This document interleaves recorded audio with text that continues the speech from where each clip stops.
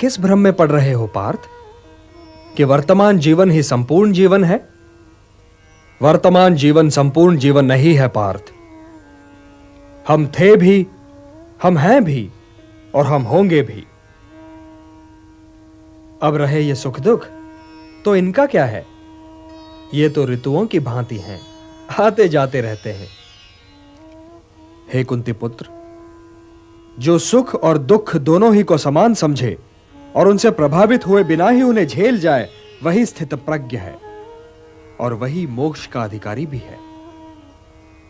मात्रा स्पर्शास्तु कौन्तेय शीतोष्ण सुख दुख दाह आगमापाइनो नित्यान तान तितिक्षस्व भारत।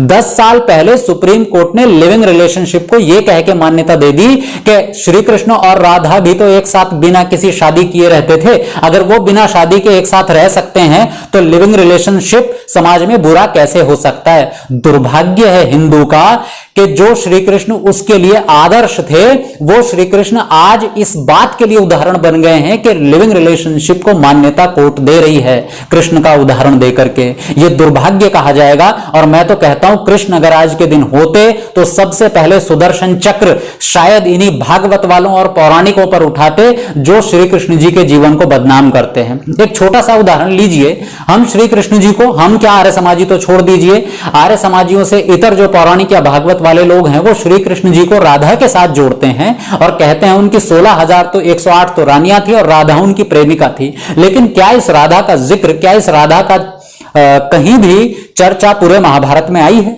नहीं आई है। हां, एक जगह आई है, कर्ण की मां के रूप में। कर्ण की मां का नाम राधा है, इसलिए कर्ण को राधे कहा जाता है। इसके अतिरिक्त महाभारत में राधा की कोई चर्चा नहीं है। और तो और जिस भागवत पुराण में श्री कृष्ण जी की बाल लीलाओं को बड़े विस्तार से दिया गया है, एक एक चर्चा को बड़े डिटेल से, बड़ी ही विवरण से उस चर्चा को दिया गया, कहीं पर भी राधा का नाम नहीं है।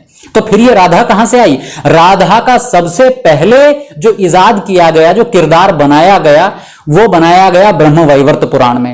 अपने थोड़े से लोकेशना के लिए, थोड़े से पैसों के लिए, थोड़े से दुकानदारी के लिए हम क्या अपने महापुरुषों को बदनाम करेंगे? आर्य समाज के एक बहुत ही दिग्गज विद्वान, बहुत ही दार्शनिक विद्वान पंडित चमुपति जी का लिखा हुआ श्री कृष्ण जी का जीवन चरित्र आप सब लोग पढ़ें और उसको पढ़ करके अन्यों को भी बताएं और हमें खुद भी पता चलेगा कि श्री कृष्ण जी का चरित्र कितना उज्जवल था और वो हमारे लिए वास्तव में अनुकरणीय हैं। तब जाकर के तो आपके सपने पूरे हो जाएंगे। ऐसा नहीं होगा कि मन में सोचते रहो कि हम समाज में श्री कृष्ण और राम को स्थापित कर जाएं और उनके नाम पर करें रासलीलाएं ही। ऐसा बिल्कुल नहीं हो सकता। तो विश्व इतिहास इस बात का साक्षी है कि संसार के किसी भी भूभाग पर यदि हम दृष्टि डालें तो समय समय पर अनेक ऐसे महापुरुष अवतरित हुए कि जिन्होंने मानवता का पथ प्रदर्शन किया है।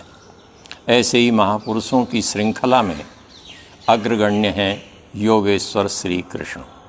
श्री कृष्ण के संबंध में भीष्म पितामह की बहुत ही यथोचित और सार्थक टिप्पणी है। वेद वेदांग विज्ञानम बलम चाप्यधिकम ततः नृणाम लोके ही कोऽन्योऽस्ति विशिष्टः केशवाद्रिते। कृष्ण के बराबर उनके समय में कोई दूसरा महापुरुष भीष्म की दृष्टि में नहीं है।